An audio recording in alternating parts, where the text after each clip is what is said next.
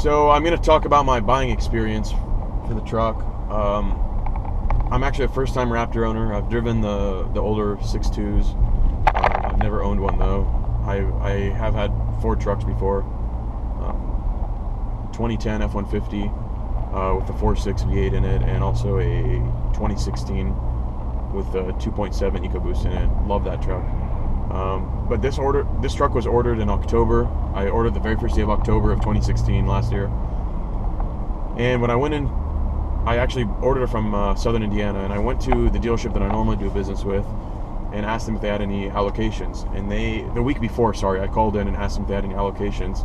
They said, of course, come on down, we have 2 allocations available.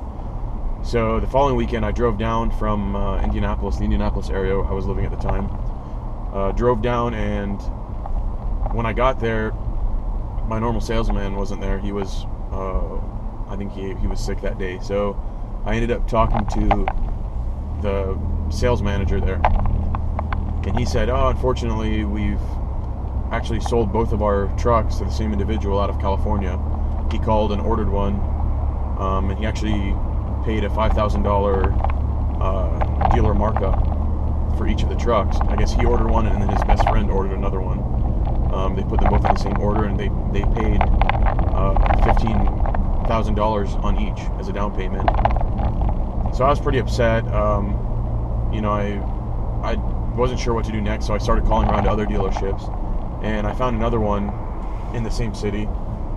And I actually talked to one of the guys on the phone, and they said, yeah, come on in. He hadn't heard of a Raptor originally. When I first talked to him, very inexperienced salesman. So I said, hey, do you have any Raptor allocations? He said, I'm not sure, let me ask around and I'll call you back.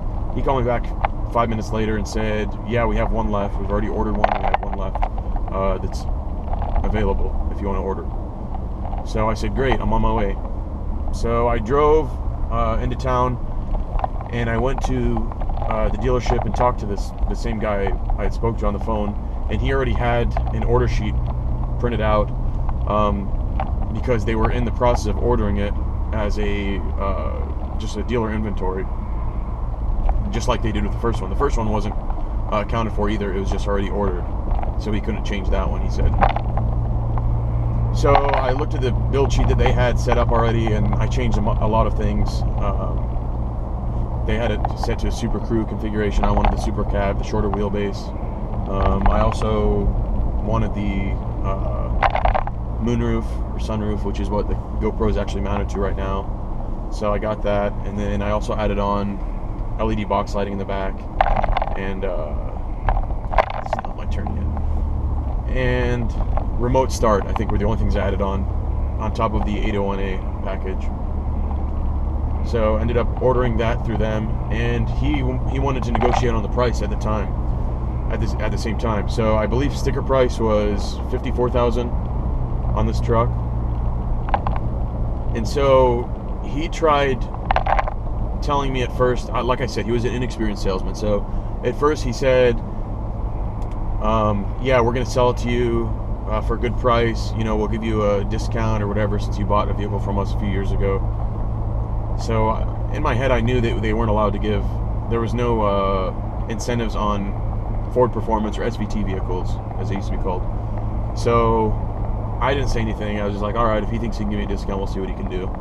I just humor him. So we ended up negotiating on the price from there, from the sticker price, which was $54,000. He goes and talks to his manager a few minutes later and came back and said, hey, unfortunately, my manager says since this is a high demand vehicle, we're actually going to have to charge you a dealer markup.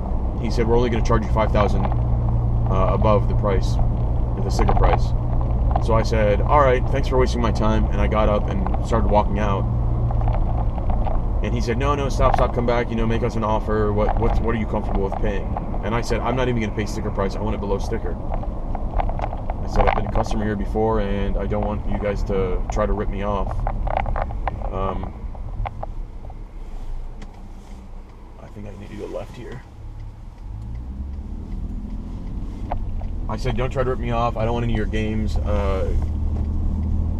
I don't even want to pay sticker for it.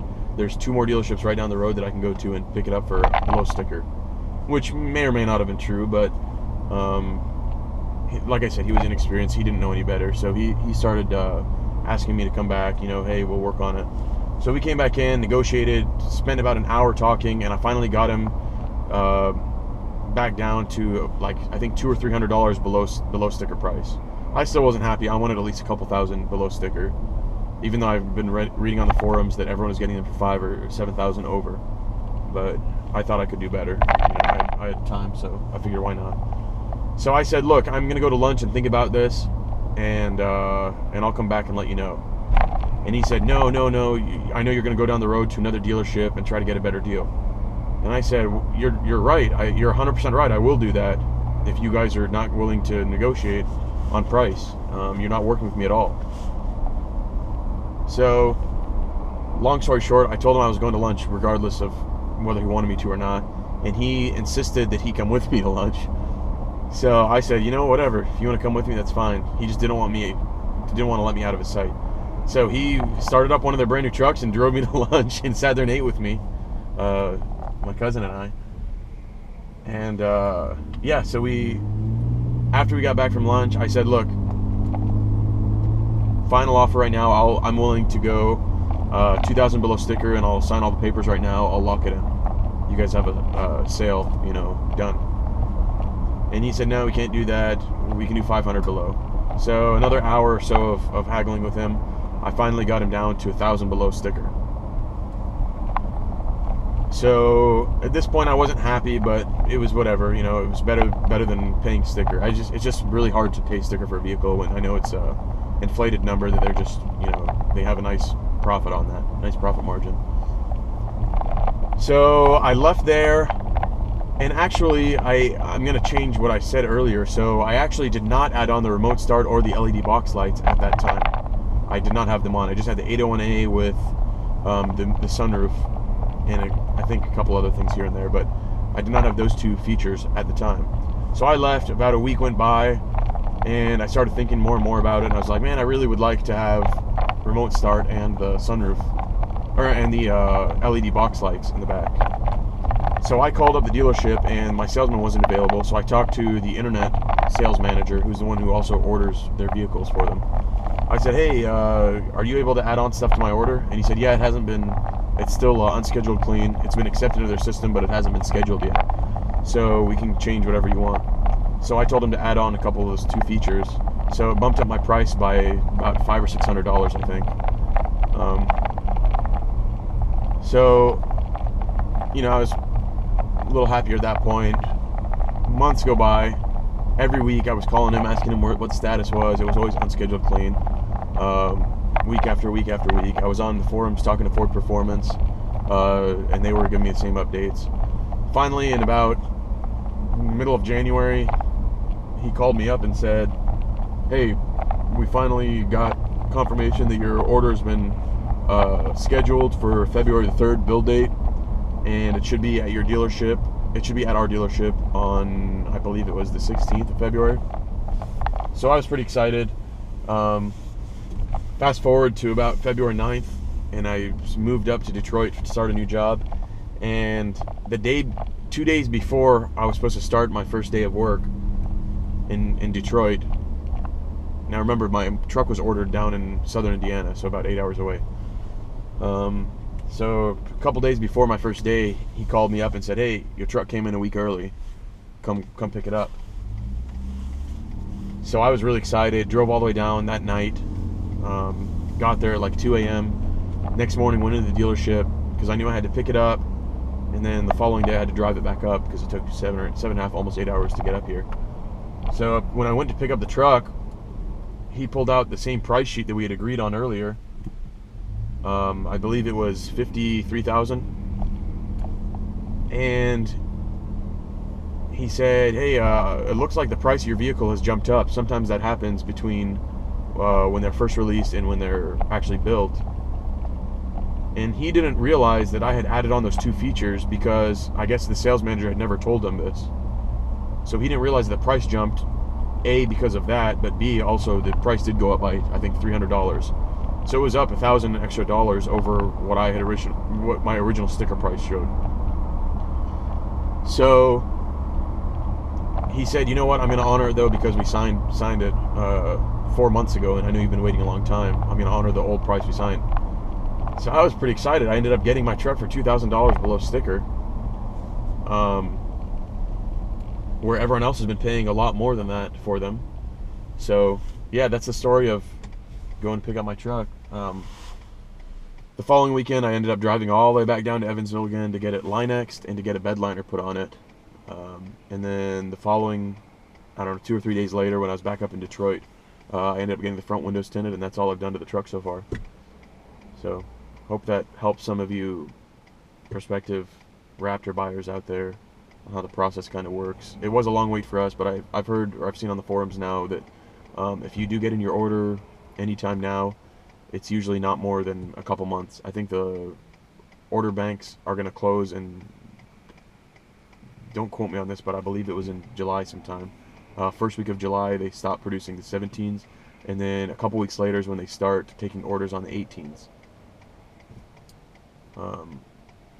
Yeah, I think that's the case. It could be a little earlier on the orders. I can't remember, but I think the production date is sometime around July.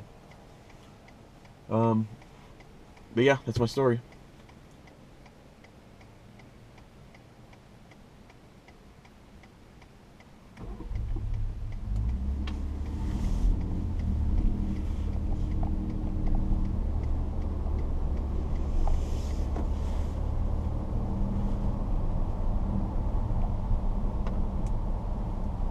I'll do a quick pull in sport mode from 20.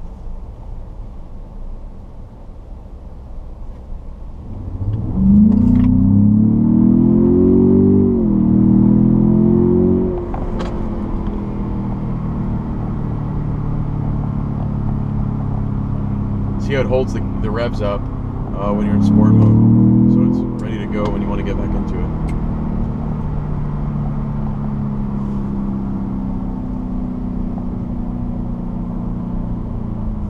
I can also put in manual mode for you and show you the paddle shifter. So I do have a shifter down here on the shifter knob, but then there's also paddle shifters that are pretty nifty. Magnesium, very nice feeling.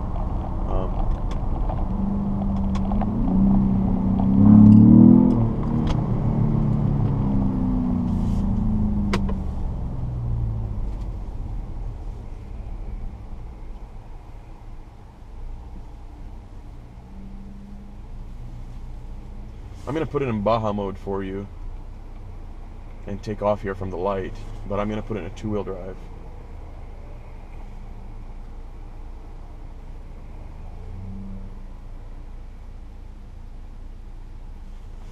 Automatic does not work in Baja mode, so you either have to launch it in high, low, or too high. So obviously I'm on pavement, so I don't want to break anything, but here we go.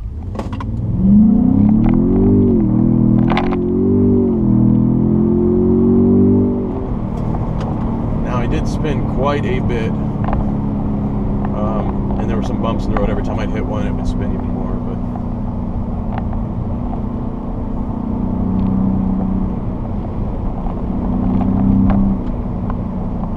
now, I'm not sure if you can hear it, but the turbos are making really cool hissing noises because of the anti-lag system they have set up in Baja mode.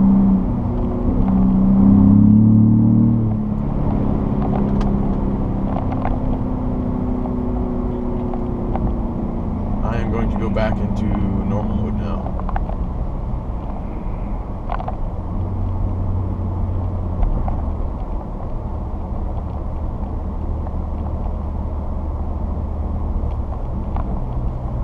This spring I'll be going to Silver Lake Sand Dunes in Mears, Michigan. Great place for vehicles like this. It's kind of small, but you can spend about a day there and not get bored. I'll also take some probably dirt bike and the 4-wheelers and go have some fun out there. So I'll post videos. Check out the channel in a couple months for that. And if you guys have anything else you would like me to show you on the vehicle, on this truck, or on the 2015 Mustang, or the 16 F-150 EcoBoost with 2.7, or any other vehicles that I have, please comment on it, and I'd be glad to post stuff. Thanks.